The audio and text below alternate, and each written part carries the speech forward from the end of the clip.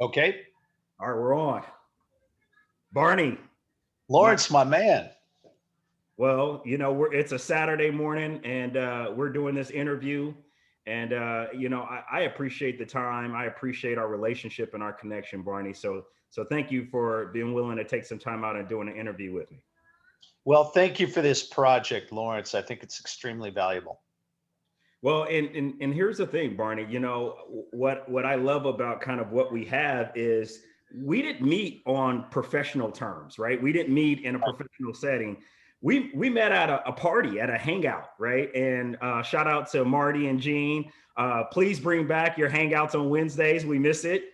But I think, what was it, 3 parties in or 3 meetings in, we just started striking up a conversation.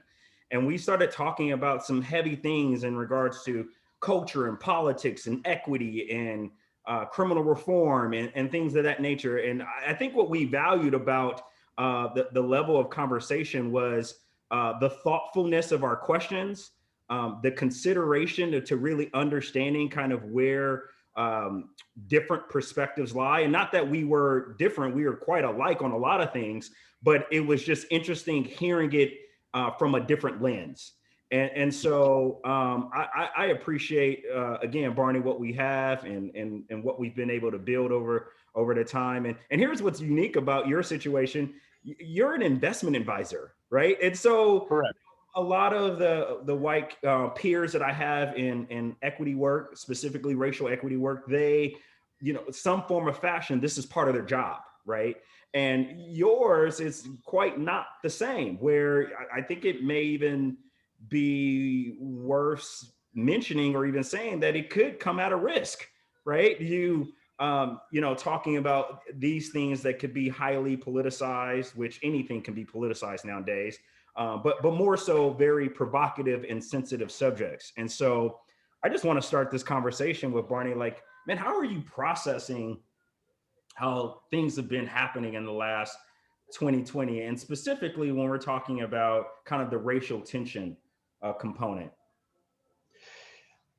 Let me start with just addressing what you said about investment advisors. I was at a meeting. I was volunteering with Patty Murray for one of her campaigns. I was helping out with her phone bank. And when I introduced myself to her, I said, Patty, I'm one of the 7 liberal investment advisors in the whole US. And she laughed when I said it. It is a very conservative, it's a very conservative profession. I would say, unfortunately, I don't want to turn anyone off. A lot of conservatives I know and love. Mm-hmm. But there's a story about racial tension that affected me very deeply. I immediately related to the phrase Black Lives Matter, just because I've been an advocate of equality and the love of God and the fact that we are all the same and just basic human ethics and human principles my whole life. And so Black Lives Matter resonated with me. And I sent you a picture where I had put in big yellow letters on my back windshield. I had it there for a while. I also put a sign in my office. And if you go by my office in Browns Point, you'll see a little sign that says Black Lives Matter in my window. Well, this was a new office, and day one of moving into that office, the business next door, I'm not going to say the name. It's a hairdresser who's well known in our community. She came over and she asked me to take the sign down, and I asked, well,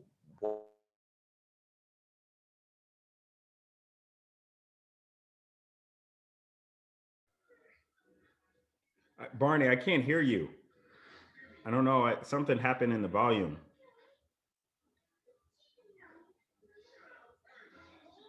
this sort of conspiracy theory, the idea that Black Lives Matter is really not what it purports to be. And she called it a closet LGBTQ group, which wouldn't bother me if it was, because I support the rights of that community. But I said, no, I've done a little research on it, and that's not what it is. It is an organization, dedicated to uh, limit to understanding and limiting violence against Black people. And she just sort of stared at me dully and, well, could you take it down, Barney? And I said, you know what? If this were a political sign in my mind, I would take it down, because my business is not about my politics, but this is not a political sign to me. This is a spiritual sign that reflects my values, and it reflects my son's values as well. And my two boys would not forgive me, and I would not be able to forgive myself if I took it down. I'm sorry, I can't do that. A couple weeks later, got some backlash about the same sign, Black Lives Matter, at our church, which is 2 blocks away. I attend St. Matthew's Episcopal Church. And a gentleman in Browns Point had written on the Facebook page for our church that the sign had to be brought down within 24 hours, or the Browns Point community, quote unquote, would take it down for us at our expense.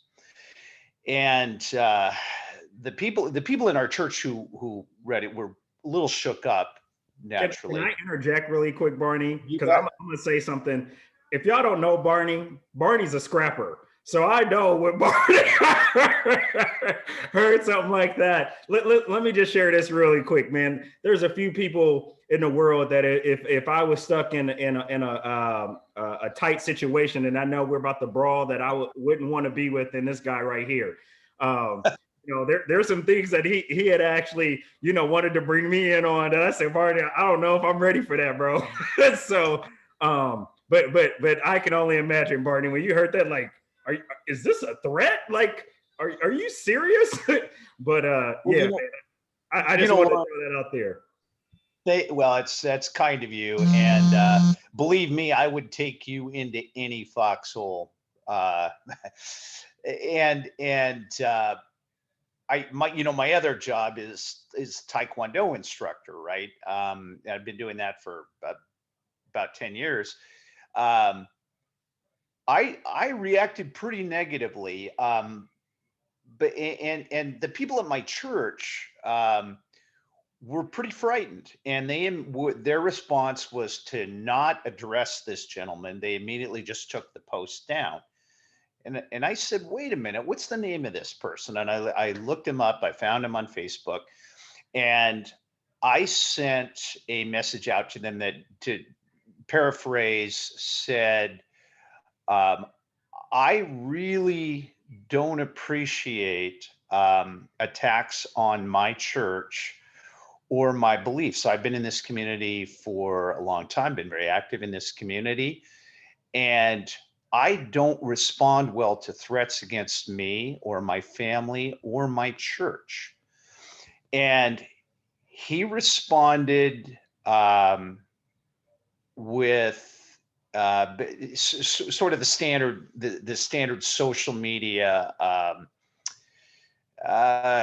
call it a radical, interpretation of Black Lives Matter, and said that this was about violence against white people by Black vigilantes and this sort of thing. And he had all kinds of evidence on YouTube.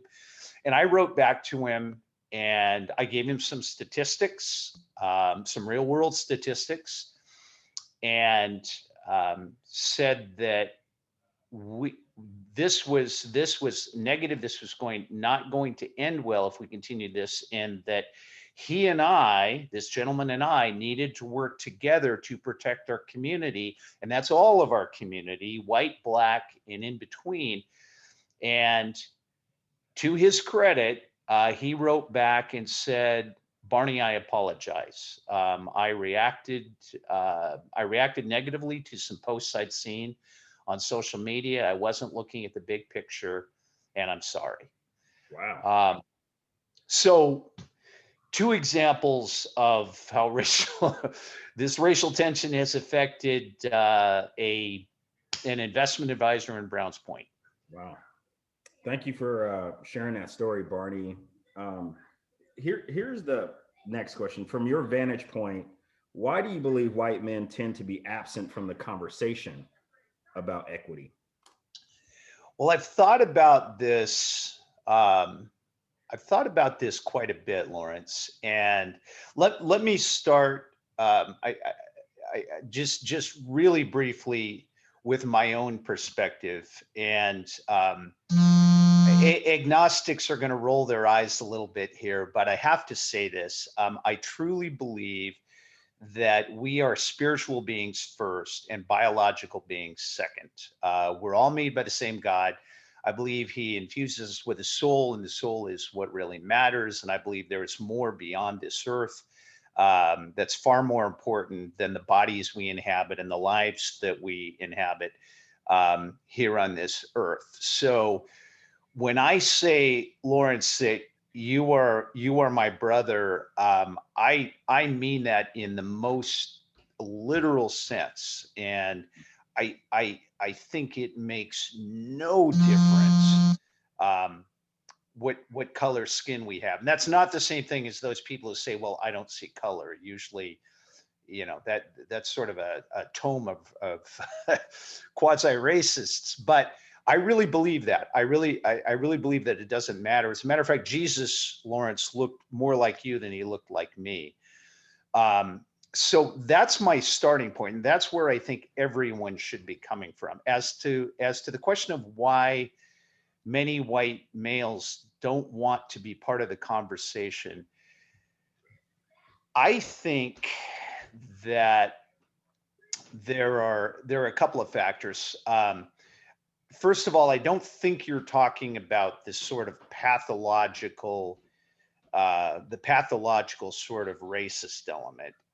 That's dangerous. It's out there, but I think that's a small percentage of the population. I think, correct me if I'm wrong, but I think you're talking about this sort of general white population that kind of stays out of the discussion.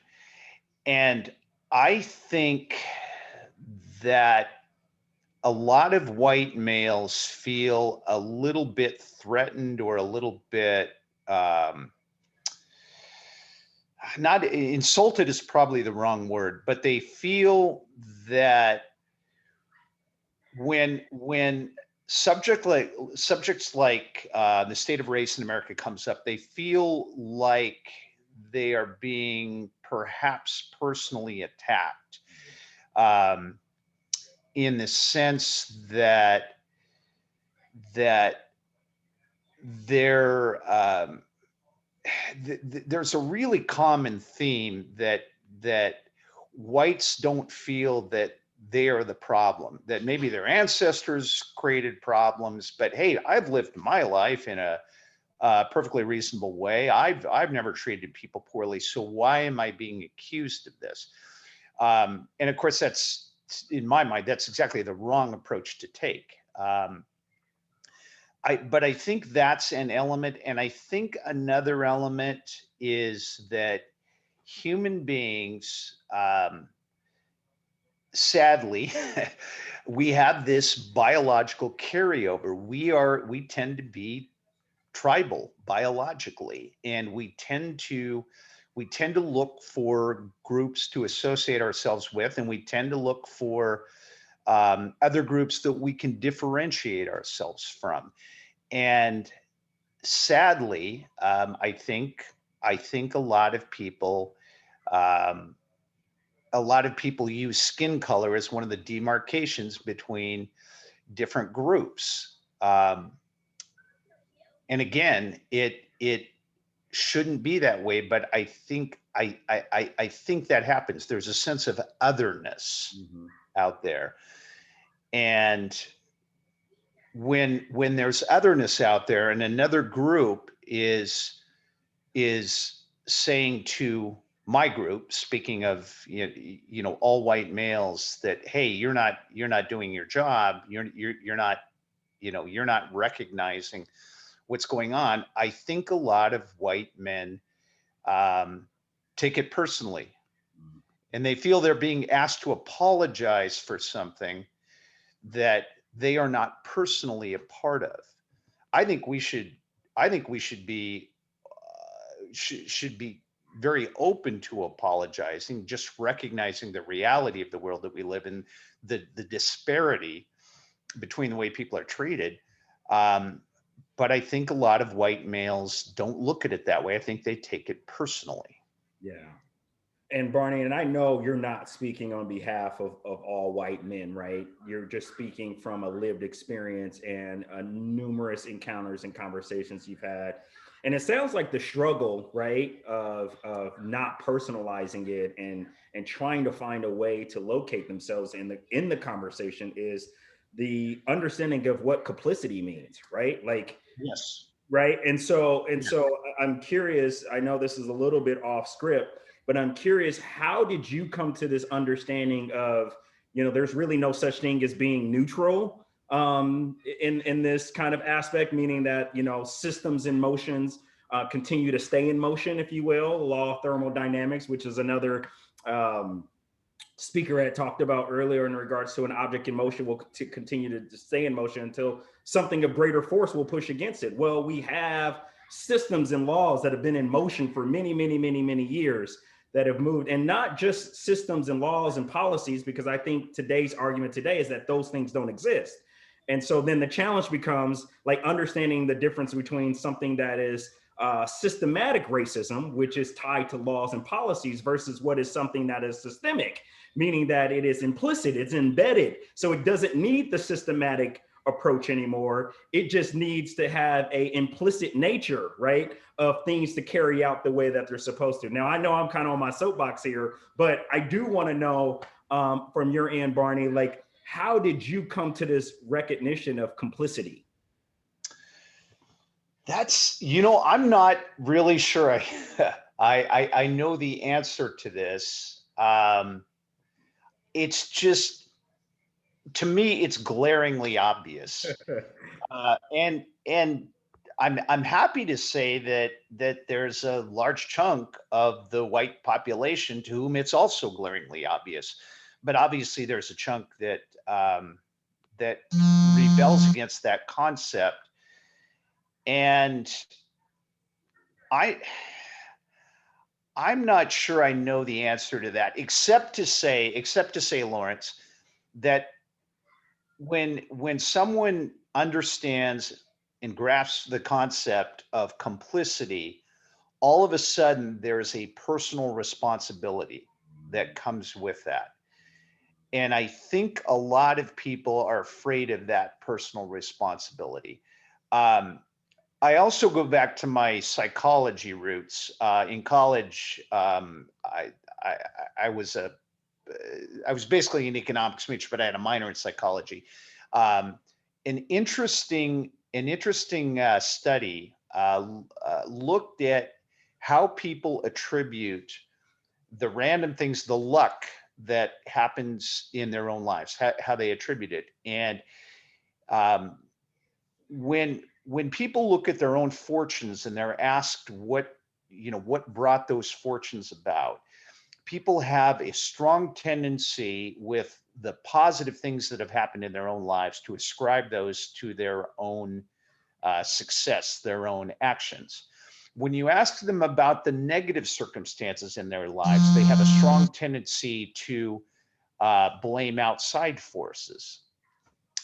And I think that a lot of white males, when they're asked to accept the complicity that's obviously there in our system, I think that challenges their sense of self-worth a little bit, especially for those who have a sort of marginal sense of self-worth. If you accept that there's a complicity going on, then and you're already a little bit insecure, that sort of cuts into, I think for a lot of whites, that sort of cuts into their own sense of accomplishment. Well, what do you mean I'm privileged? I did this on my own. Or what do you mean I'm privileged? I've got X, Y, and Z operating against me. And look what I already have to deal with. And I think a lot of people just don't want to face the fact that whatever else is going on in their lives, positive or negative, whites are part of an advantaged caste. And that does call into question perhaps some of their own personal successes.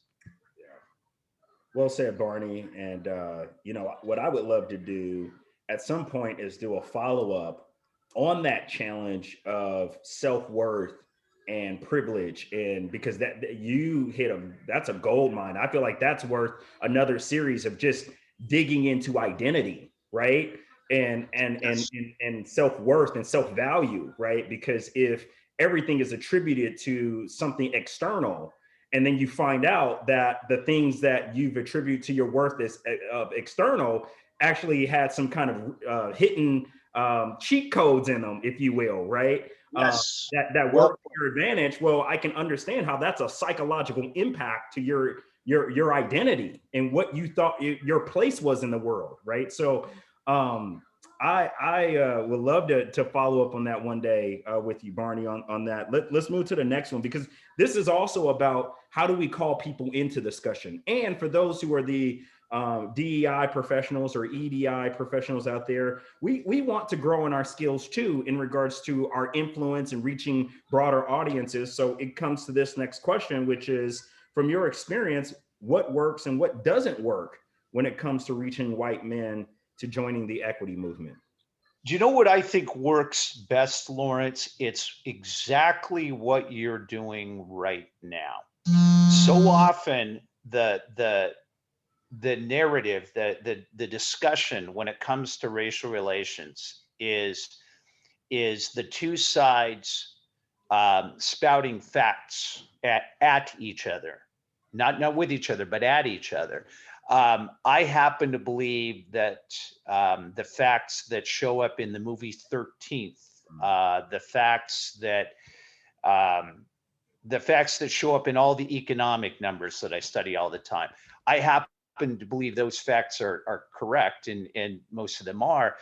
And I happen to believe that the narrative from this sort of quasi-racist, portion of the white side that doesn't want to accept complicity, I believe they're wrong, and I can prove they're wrong. But if all that I'm doing is I'm spouting those facts at people, they're going to naturally rebel against that. They're going to have an automatic defensive reaction. What you've done right here, and what you've done, more broadly, is you have asked the question, hey, can we have a discussion about this? I'd like to have your viewpoint. And I don't know how we do this on a large scale basis, but I can tell you, Lawrence, that every time you invite a white person into a discussion about this, hey, tell me your point of view, tell me what's going on, you are not only going to get a different point of view, I believe you're going to change that person's point of view and make them much more favorable, much more accepting of what's really going, the real world with complicity, simply because they've been asked to take part in a discussion. Wow. Okay.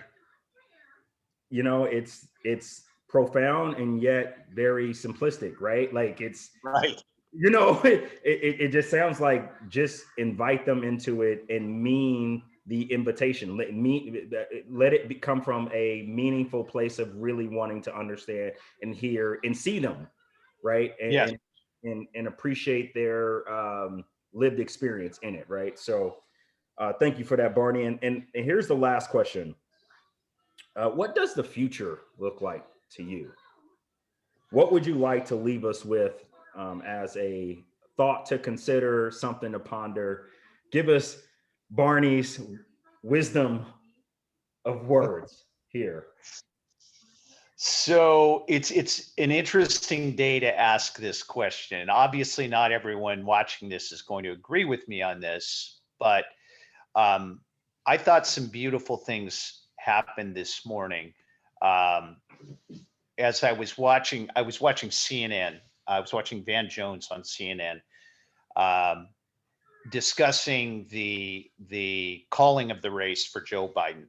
Um, and by the way, I've got probably just as many friends, on the other side of that political divide, as I do on our side of the political divide. So this is not an attack or an attempt to simplify things in any way. But Van Jones was in tears on the air. Um, and it wasn't about, hey, we defeated the guy that I don't like. It was what he said was was being a good father matters. Good deeds do matter. Justice matters. Black lives matter. Um, and that was a beautiful thing. And I think that, and if you look at the history of race relations, um, th- there are fits and starts, and this is true of every great social movement, right? We take two steps forward, we take one step back. And I would argue that the mood in our country has been a major step back over the last 4 years for lots of reasons. But the big picture is we will continue to move forward. I mean, Lawrence, when you and I were when you and I were kids, they were using fire hoses on groups. Um, Now today, yeah, we've got people kneeling on the necks of black men for 8 minutes at a time, but those are much more isolated circumstances. We've had a black president. We now have a black vice president, and we're going to have to continue this fight. It's not going to end, but we are, I believe, over time, moving in a positive direction. Um, go back go back to Abraham Lincoln's kind of simplistic statement. You can fool some of the people all the time, all the people some of the time. Can't fool all the people all the time. And I believe that over time, um, as we continue this struggle, we continue to pray, to live our lives, to interact, to ask people into the discussion as you do. As we continue to move forward, more and more people are going to understand what's really going on. More and more people are going to see the complicity. More and more people are going to watch 13th and realize there's a problem with the justice system. More and more people are going to love each other. Ultimately, this is God's world. And even with all the steps back, I believe we will continue to move forward. Well, Barney, I think that's a wonderful way for us to end at least this interview. But love to have you again, and us kind of just continue to have dialogue and conversation as such. And so, thank you for your time, and tell your wonderful wife I said hey, and we got to hang out again. And Absolutely. yeah, man. Well. Tell your wonderful wife the same, and it's an honor to be asked to participate. Thank you for all the great things you do. Yeah. So for those who are looking for an investment advisor, here's the plug for you, right? Maybe pick a guy that stands for your values. With that being said, Barney, I appreciate your time, and we'll do this again. God bless you. Go Hawks. Just kidding. Dude, really? That's how we're gonna end? Just kidding. Oh, All right. bye.